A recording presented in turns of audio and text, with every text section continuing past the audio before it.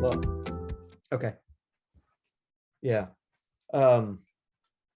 Yeah. So from my standpoint, that was the main focus was on the Dicom. Okay, that's kind of what I Yeah. figured. Yeah. And now this group is ultimately somewhat different from the.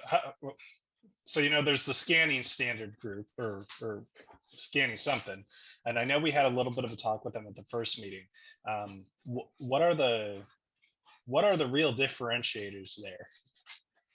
I think theirs is really focused on the creation of the file, and which right is what we should be focused on too. I mean, right, but we're probably focused more on the file type and then how to have the interoperabilities with all the other systems.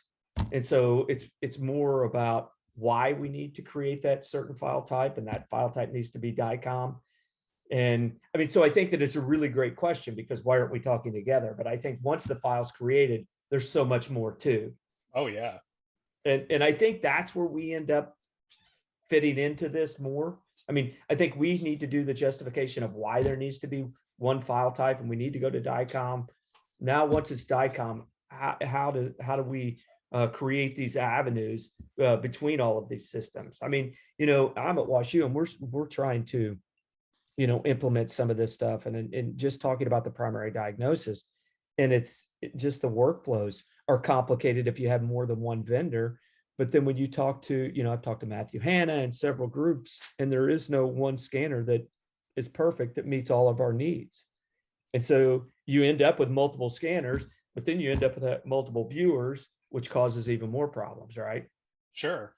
And so then I guess my other question is the images that get built off of that, right? As I learn more about this, so you have all the different formats, which have all sorts of different metadata that are included with them. But when it comes to actually in practice, does much of that metadata ever get filled out on a particular image file, or is it all kind of pulled together when, I mean, you're looking at it in the LIS where you have all that information. So right. You have a link to a file, but you don't really care if there's metadata in the file. And so there's not a lot of incentive to map the metadata into a saved image. Is that correct? That's exactly right, Kevin. And that's how we look at it. I mean, because there are, you have the label and it's attached, and there's multiple layers of attaching that to the LIS, to the appropriate file. So there's that, eliminate that risk. And so from our standpoint, at this point, there hasn't been the need to embed that meta tag data. Okay. Yeah, I mean, I'm curious how we drive people towards doing that, because that really seems like, the bigger hangup is nobody's putting the demand for that just because the data is already available in practice, just because you're in the LIS. It's kind of. I think that it becomes more relevant once you start to share these images out from institution to institution and give patients more control, where that meta tag data would be beneficial to be, once it's detached, let's say detached from the LIS. I think that's where the value will have this embedded into that file, where it would really be relevant. Well, it would seem like it would also be really relevant for an AI vendor, because if they're going to pull all the information, they can get it from one source rather than having to design, every institution's individual mappings for where you might have stored some data. Well, yeah, exactly. And I think we'll start finding that so much more relevant, right? If you can just share the image, but I don't have to move along or connect that AI vendor to the LIS or move all that data at once. If they can just get access to the file, they have everything they need: part type, patient name, stain, everything they need to run the appropriate AI, algorithm for that part. And so I do think that would be driving it as well. Hi, Mike. Good to see you.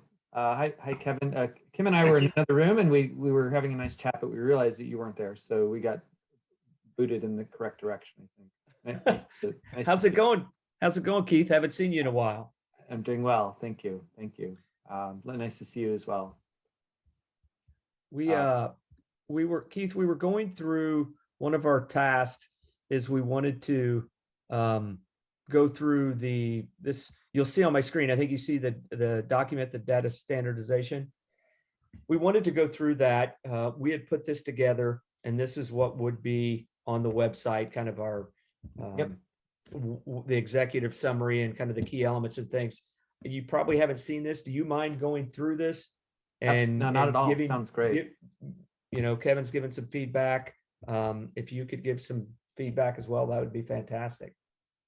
Yeah, sure. I mean, I'll just introduce Kevin. I don't know if I've met you. My name is Keith Wharton. I'm a pathologist. I most recently worked at Leica Biosystems. Currently, I'm at Ultiview, which is a multiplexing company, and I've followed this group for a couple of years now.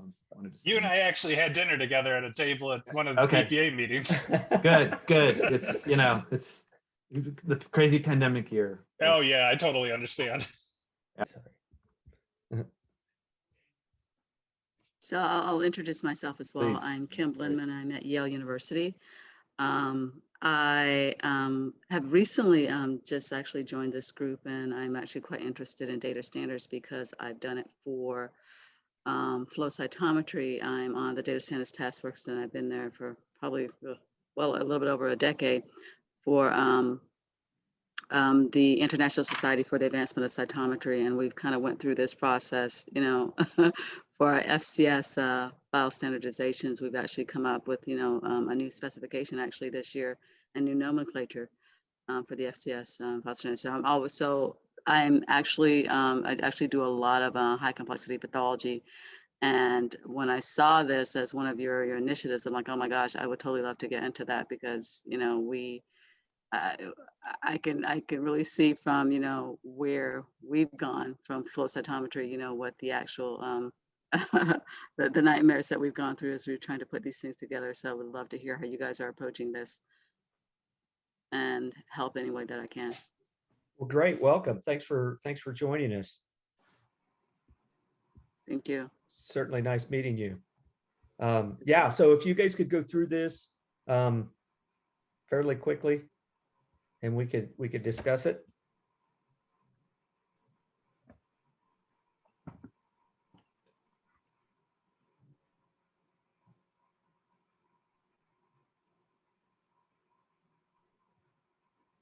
Mm-hmm.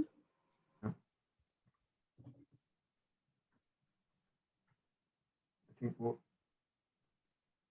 one, I guess since participating in this group and in other forums, I've heard there's a lot of lessons to be learned from radiology, but I haven't really seen a good list of what those lessons are, other than really smart people in this group telling me what they are. And then I'm glad Kim joined because, when you think about some of the same issues that we faced, I have to believe that the way flow data is generated, the way diagnostic tests are run in flow cytometry, that this type of stuff is critically needed in that field as well. So I think if this document reflects the kinds of fields and lessons that this field needs to learn, then that'll be advocating for important steps. I think we can't create this out of a vacuum, right? We have to learn the steps that worked in other contexts. Yeah, Absolutely, I agree with that as well. I was just about to say that because I think as we've heard, we know radiology has a lot of standardization things that they've gone forward with, especially with the Dicom and whatnot. And so I'm kind of, I think this is really great. You've captured a lot of, nice pieces here in terms of the big picture of, what needs to happen or what type of things that needs to tackle.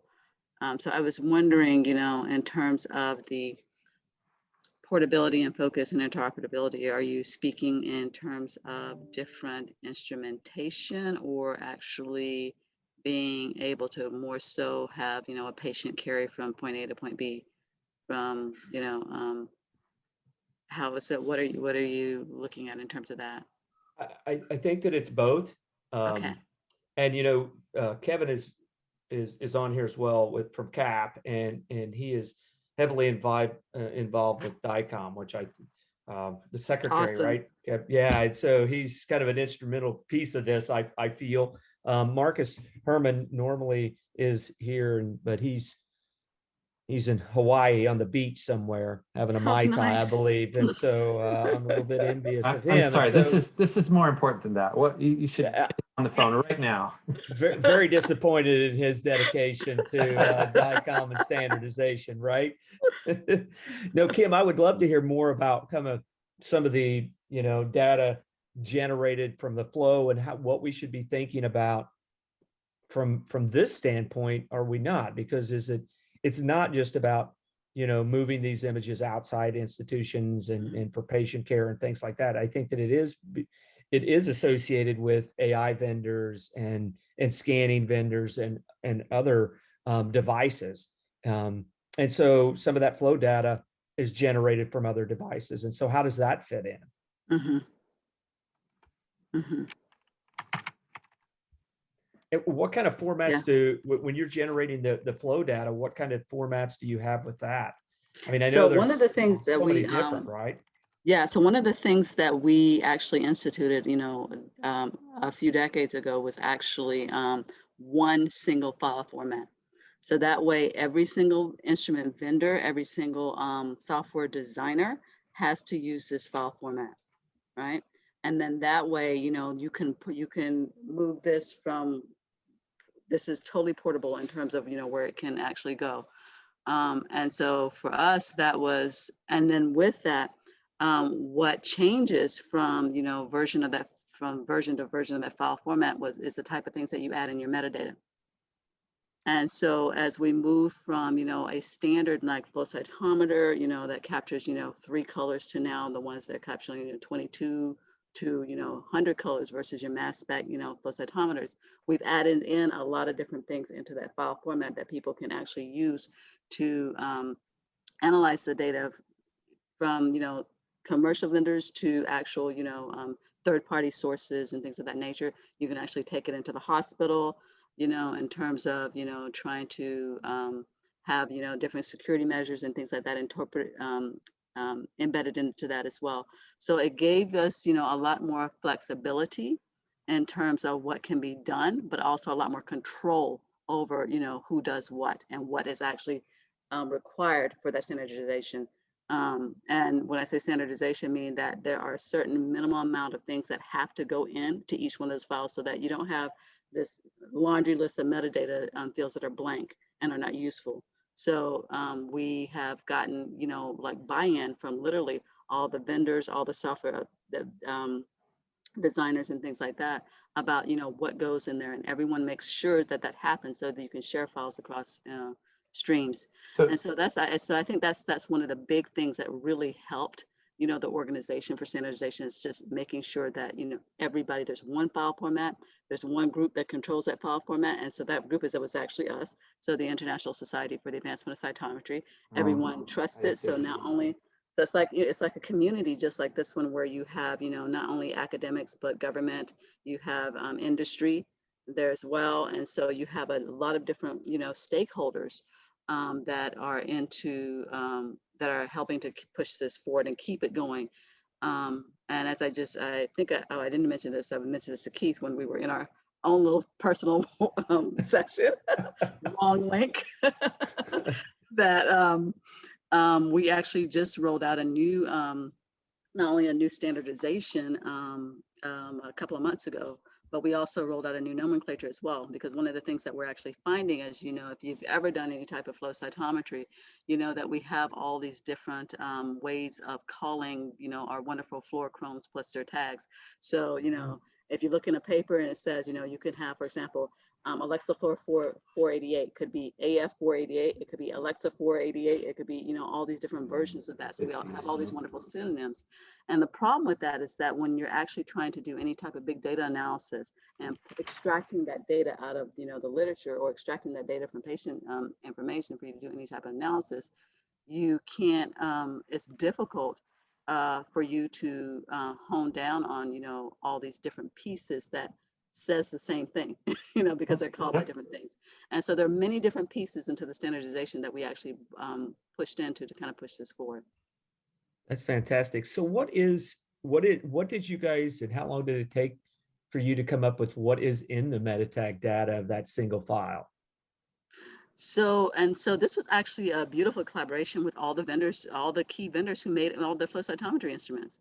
So okay, so what's in your metadata, what's critical. So we literally had a conversation with them about what's important, and we know, and as the leading leading flow cytometry or cytometry, let me say it that way because we do tissue cytometry as well, as the leading cytometry global organization, we are able to tap into the larger community beyond the vendors to find out, what would be of interest, for the clinical field, what would be of interest for the research field, to have in those fields to make sure that you have every single time.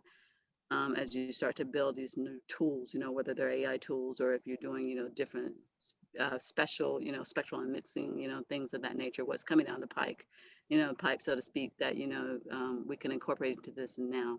And so we vote on those things, and then that is what goes into it.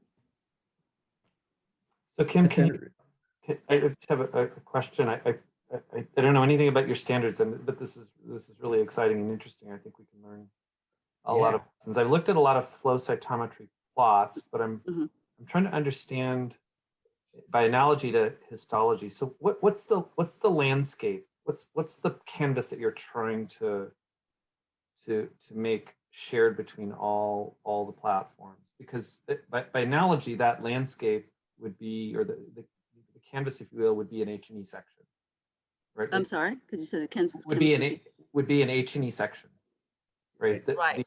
Ideally, right. So histopathology, everything gets mapped back to an H&E section. So for flow cytometry, what is that?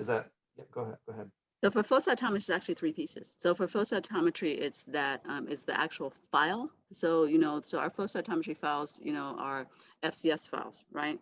And that's the actual file that contains that flow cytometry data.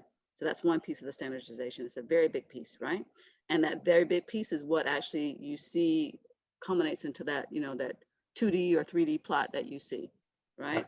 Yeah. And so that's one piece. And then the second piece is actually that plot itself, standardizing that plot. What type of axis should be what should be the standard axis? Should you have 3, 4, 5 decades out?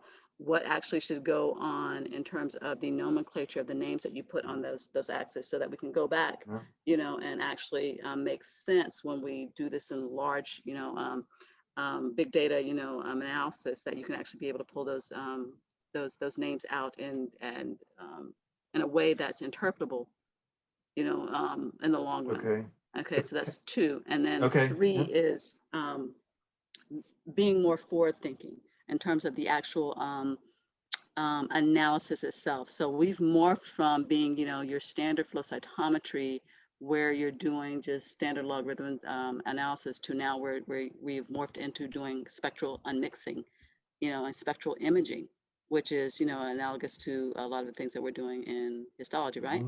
And so that's something that has not been there before, but now we're bringing it into flow cytometry. And so now we need standardizations for that, to make sure that everyone's doing, the spectral unmixing the same way, and we're getting the same data out, right? And so we have that as well. And so that's actually, in addition to that, we also have, compensation matrices that we use to, look at spillover of the different channels from one channel to the next. That is actually very big, and standardization processes are made for that as well.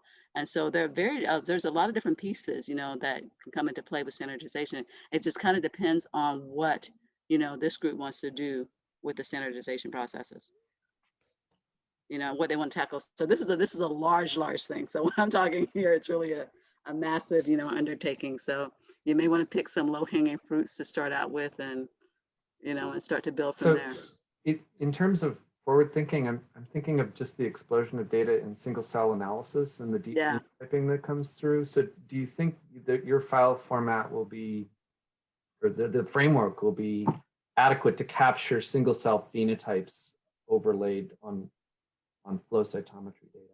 In other words, like, semi-deep transcriptomes of individual cells? Yeah, that's a good question. That's a good question. I think that's something that would have to be investigated a little bit further to see how you can actually merge those two things together, you know, and so that would be, you know, again, the same for the same type of thoughts for doing the histology, you know, whether you're doing it for your multiplexing. And so absolutely, but I have no thoughts of how that can be done I think today without having a deeper discussion on what exactly we want to be merging. Well, and the shared issue, I think, which is shared between flow cytometry and histology, mapping the phenotypes onto individual cells in an H&E section or in a field of however image is generated.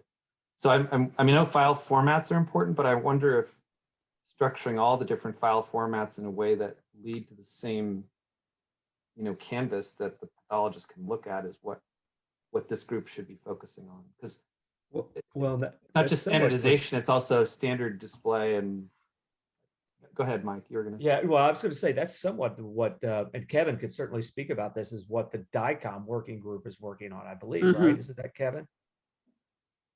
Yes, please.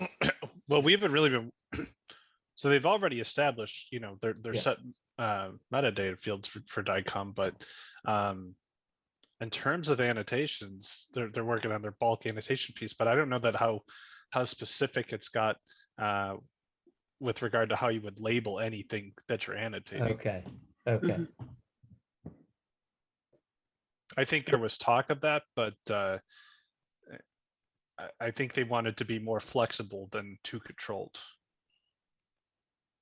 Okay.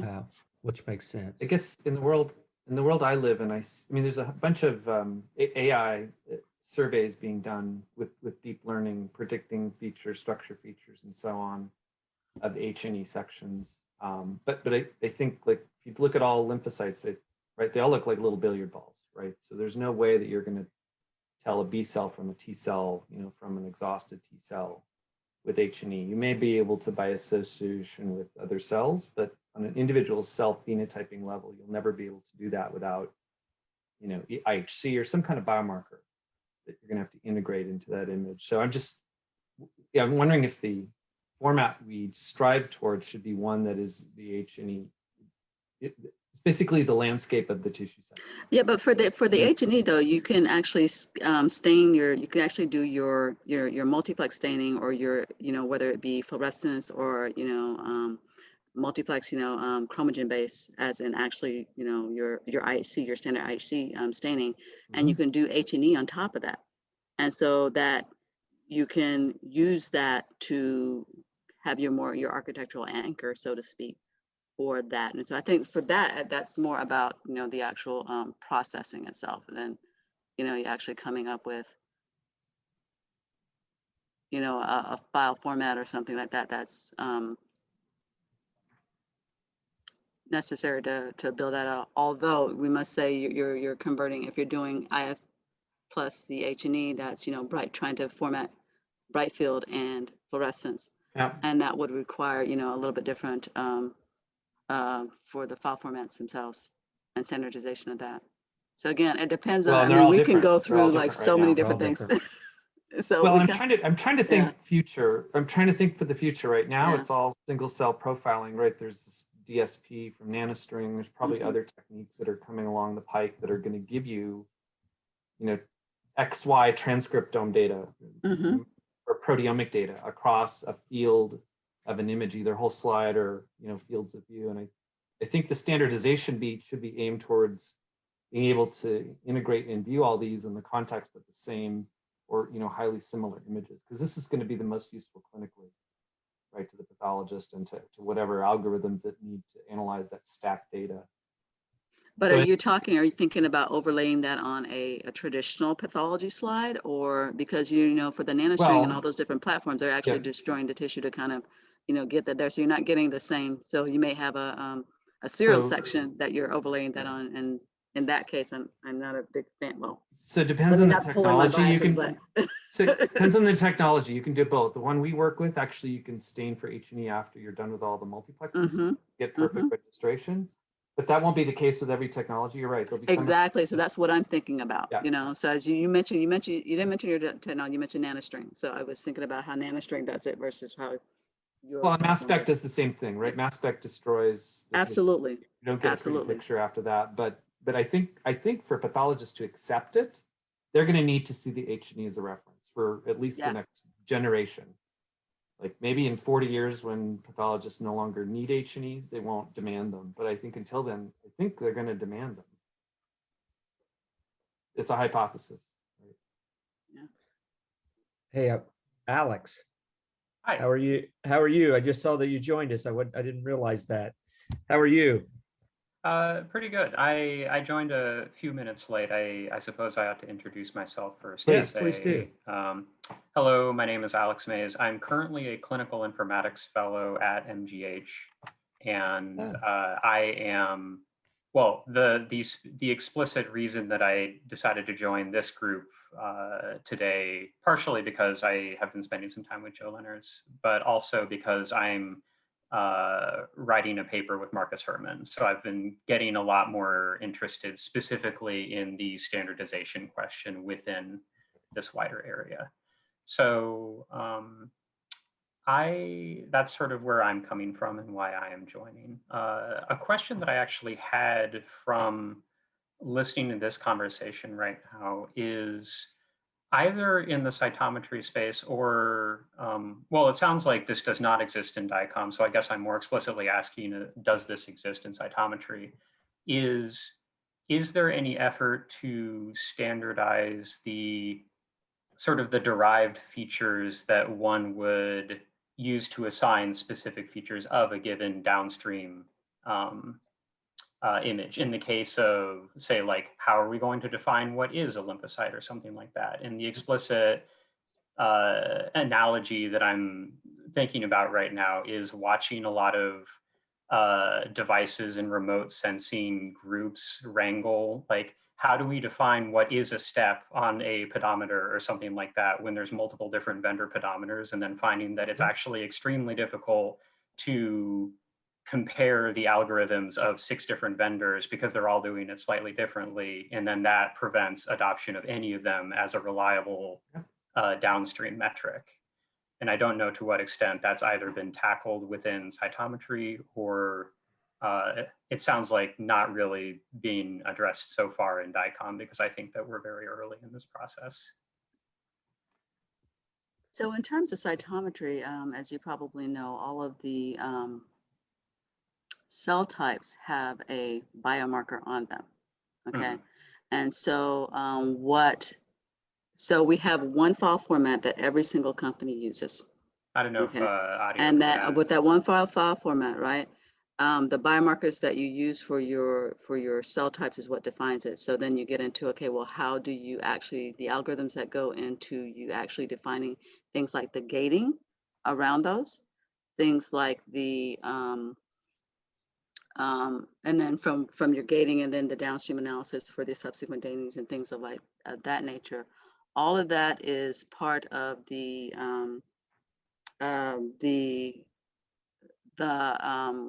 another standard that we call the ML platform. I'm kind of blanking on it right now. There's actually specific tests, like the truthing test, that you have to go through to validate and to verify that, you know, your algorithm is working as well as or better than, you know, other people's algorithms before you actually move forward with that. And I'm blanking on the actual name of it, my apologies, but we do have that there for that in terms of that context. Nothing really, or Kevin, do you want to speak on, you know, the question regarding where Dicom stands on that? So I think that's a conversation that they would like to Yeah. have, but this bulk annotations piece has come first. Going deeper into the details of those annotations is probably the follow-up conversation. And I don't think that will occur for a couple months until it's even really broached. Okay, good. I don't know what time that we have to reconvene. I was thinking it was around 3 o'clock or 4 o'clock. I just got a message on my screen that said 22 minutes from Joe, that 22 minutes left. Oh, okay. So I don't, Yeah, but so probably 4:15. 4:15. okay. Okay. I don't want to derail this conversation because it's good, but one thing that I wanted to mention that Marcus and I and Kevin have been working on is putting together a webinar in conjunction with the DPA.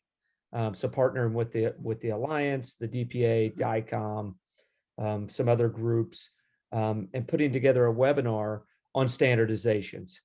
And so I just wanted to bring that up because I think that's going to be in April. We're trying for the middle of April. It's going to be a panelist discussion, and I think we have some really good folks that will be on there. We're taking the perspective from the vendors' perspective. So we'll have 3 vendors on here.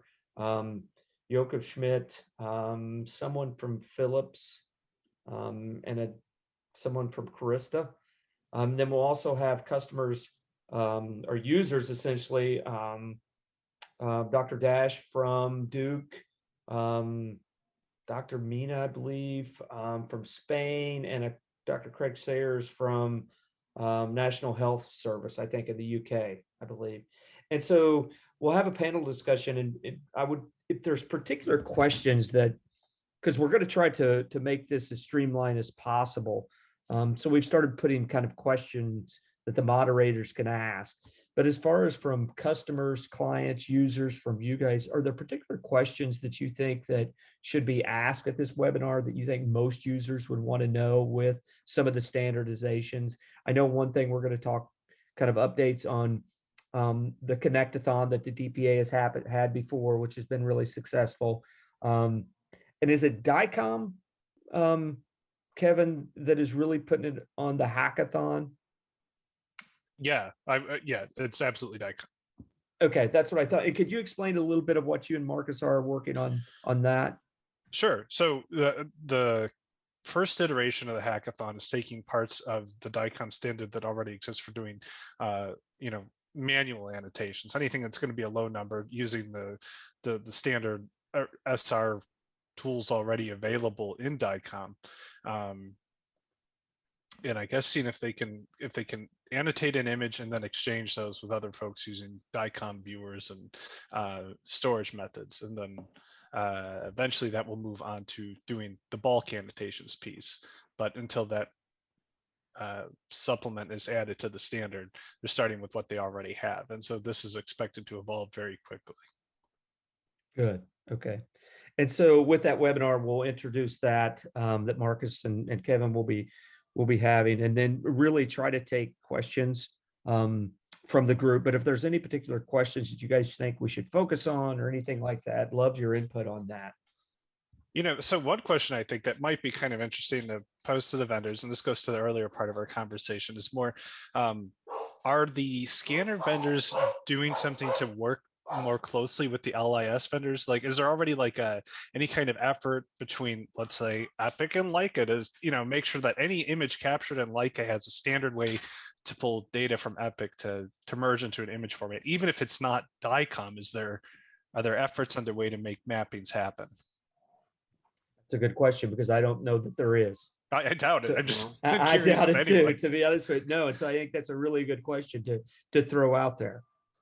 When I left like several months ago, but I sensed that every install was custom. That's what I've understood. Every user had distinct needs. They had their own favorite things. And so I didn't see directions towards that either, only within the one company. So I can imagine it's even more chaos across companies. Well, that's what's interesting, right? Even if there is standardization, is it really going to be standardization for each client, for each institution? I mean, if the vendors are all on the same Dicom format, I mean, eventually, right, the users will have to get there, but right, they all have their own flavors of everything. So I guess hearing Kim talk about the progress they made with fax, and just thinking about how, for most companies that make a product, especially medical device, right, they define user needs, right?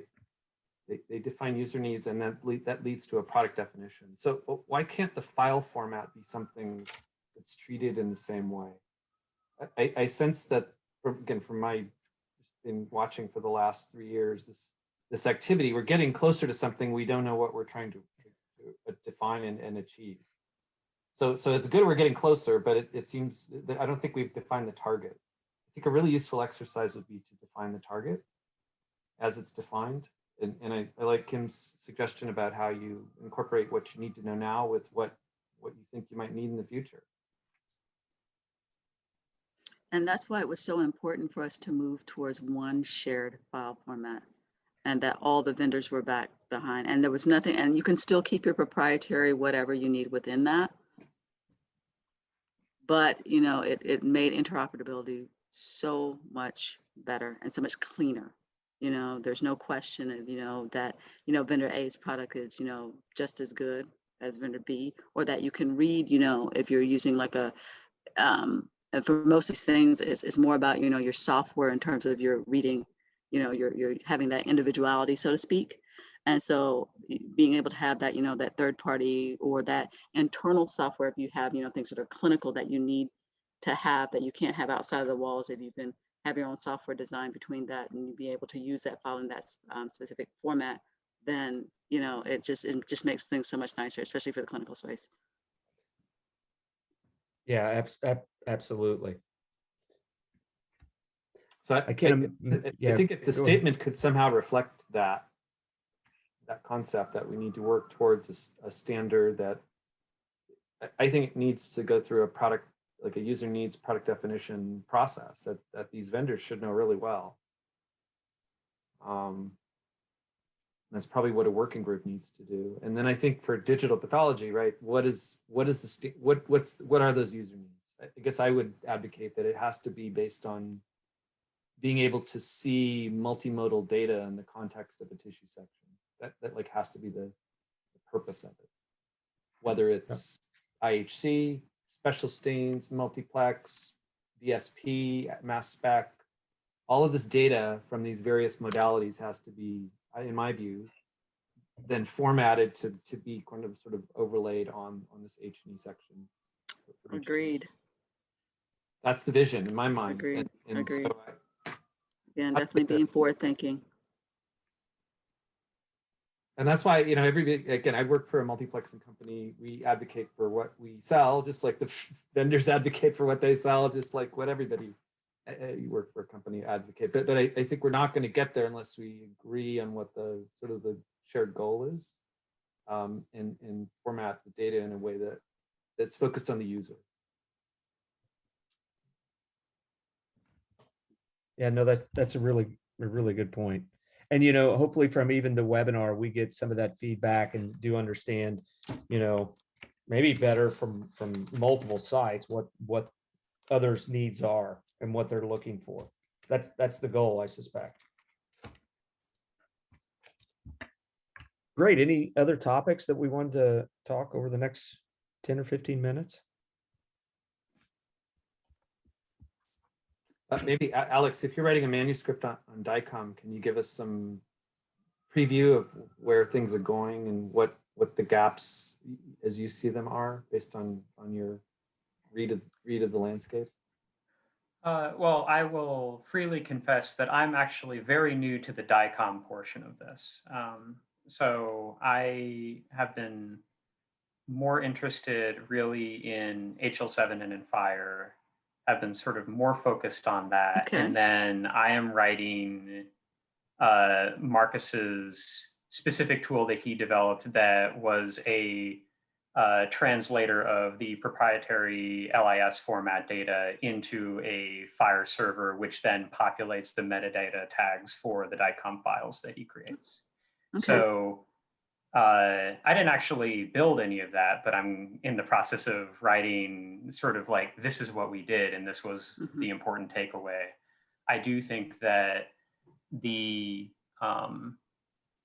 Kevin's earlier point about to what extent does this have a representation that is built into an LIS vendor or into, like, is the LIS even getting that piece of information that maybe it's inheriting from an EHR that it doesn't have access to, that downstream uses in digital pathology will need? It's actually it's an open question whether the LIS is receiving that information or able to store that information in the first place for whatever standard is defined in an instrument context down the road. I think that you can think of edge cases where that comes up, but I think most of these data elements could either be taken from the LIS query. Well, they didn't go to the EHR for anything, but most of them could be found in the LIS or imputed on the basis of other information. But So then, how do you yeah. how do you tackle HIPAA and other security measures with going from the LIS to the HR and back and forth? Because that's one of the big challenges that we have not tackled in the flow cytometry world, and I'm just curious as to how you're thinking about how that you're going to integrate that. I think that, well, for the purpose of what we're describing with what he did, the EHR was not a part of it. So I think that Okay. the only data sources that were really accessed for this purpose were data sources that were already within the control of the group. But I do think that this starts opening up broader issues. If you Yeah. needed to go to those data sources, then you start needing a BAA and all these sort of things for Right. if said vendor needs information of said patient, et cetera, then there would need to be a written agreement there, I believe. And so I think that it didn't come out in the practical purposes of our implementation, but would be a part of it for if you need to go outside of it. I think it's a good question about the HIPAA, because I can, most of our scanning vendors and the digital and the EMR and the LIS are all within our internal infrastructure. And so we really meet the HIPAA requirements. But I think once these AI companies start coming in on board and they're much more cloud-based, that's something that we're going to have to consider. Obviously, we have a security office at our university, and most places will.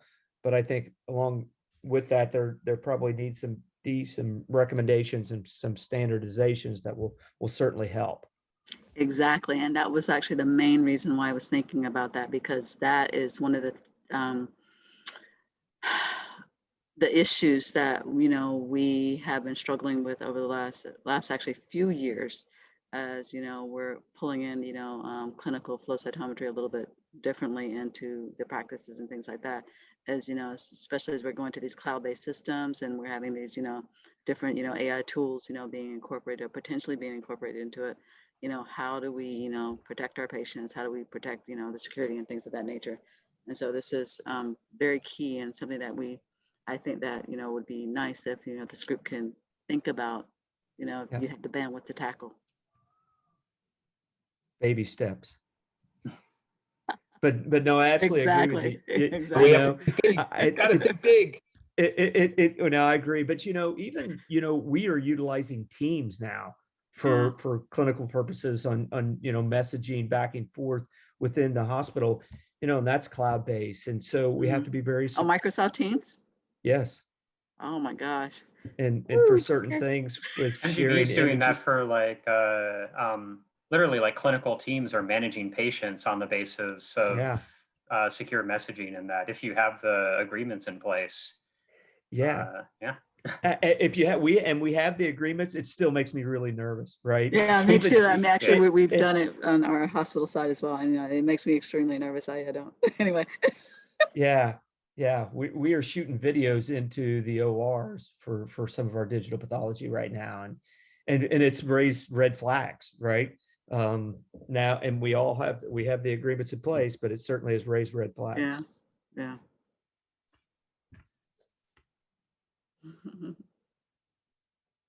Kevin, as far as I can't think of a better way to spend my Sunday afternoon. I can think of a better way to have spent my Sunday afternoon. It's been good. Than talking digital pathology. No, I was just going to ask Kevin because I know Kevin works for CAP, right? And there's so much validation and I know there's always been guidelines. Is there anything that from this aspect, the standardization, that we need to be thinking of that makes it easier for validation, or what CAP's trying to do? So I think those conversations are starting to go on right now, where we've actually just started to talk about, could some of our committees or working groups start to develop guidelines for AI related needs. We have our general whole site imaging validation guidelines that are about to be, I think we have some new ones coming out. It's about to be refreshed probably. I think it's coming out in the next month or so. It's very close to release. Yeah. Okay. But it doesn't have much to do with standardization. Okay. Well, it's going to be really tricky for the validation of AI, right? I just don't even know Right. how we do that. Well, and that's something we talk about too. We're, that's part of the reason we're forming this artificial intelligence committee, is to really start talking about what does some of this stuff look like?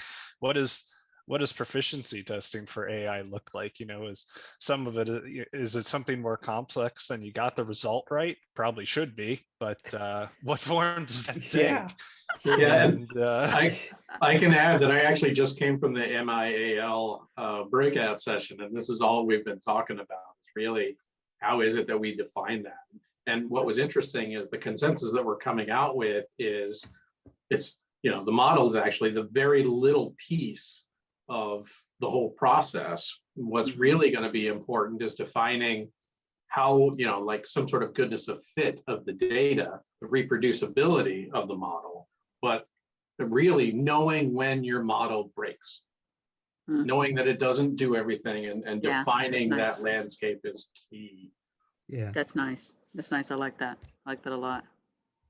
but at the same time, so that, I mean, that kind of lends itself to what we're talking about right here, right now, with the standardization piece, where how do we develop a product that's external from the vendor? Like if the CAP were to make an AI PT product, like, do we send you a Dicom image? Do your algorithms know how to consume a Dicom format image? Do I need an image with all the metadata for every format? How do we make a product that's viable for that sort of thing?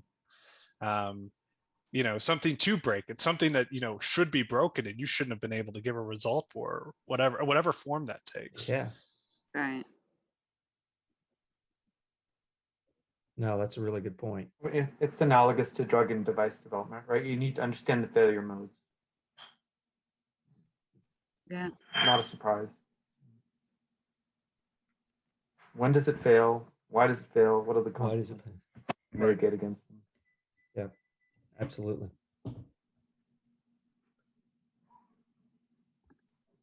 Okay, I think So that Mike, we're did you, probably about done here. Did you accordingly modify the charter or the summary statement based on our discussion this hour? I'm making changes. I've been trying to make changes as we were going. So there wasn't anything drastic, but but no, I've been adding to it since we've started the discussion.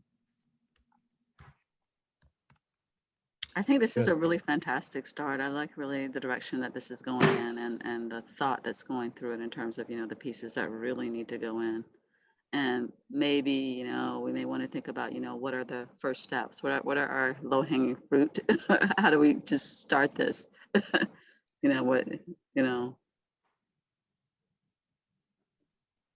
I guess I sense that there's a lot of little experiments going on between two individuals, like either maybe a scanner vendor in a hospital, or an AI company and a scanner vendor, or maybe a staining company in an academic medical center with a scanner vendor. But it's like this huge web or network, right? That I just haven't Right, exactly. seen the iron fists come down. This is how it will be. You shall follow this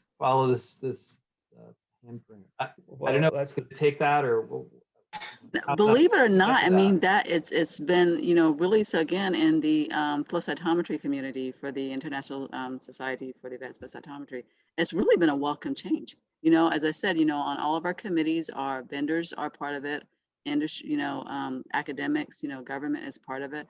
And people are like, yes, this is really what we needed to, kind of make sure we don't have these little one-off things happening and no one can, make sense of the data. And, after a while, it just starts to become very dangerous, especially when it's a little different when you're operating on mice, but when you're operating on people, it's a whole nother ball game. So you really want to get this right out of the bat, so this is great. Yeah, and I'd say the same thing about genomics. I mean, as a bioinformatician, I still spend the majority of my time changing between file formats. And we actually had standards many years ago. Wow. Really? Yes, many years ago. And they are widely adopted. And we still spend our time doing file formats. So yeah, it is key to getting it early. Yeah, absolutely. And I think that's exactly why the flow cytometry has been so successful with this, because they got in early when the madness happened. Well, are we? Well, there's hope then. Yes, there's totally But- hope. but- There's hope. Just need to start now. Yeah.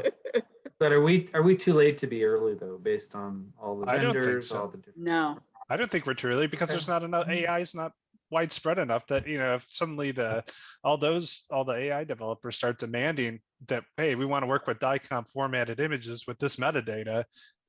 Okay, yeah, that's what we all got to strive for. That's what we got to do. yeah, right? yeah.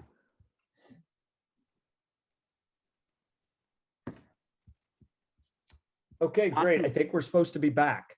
I think we're Cool. supposed to be back at 4:15, I believe. So we will see everybody. Thanks for joining this group, everyone. It's a good discussion, and we'll see you Thank back in you. the main. All right. Awesome. Thanks, Thank you. Mike. Thanks, guys. All right. Bye.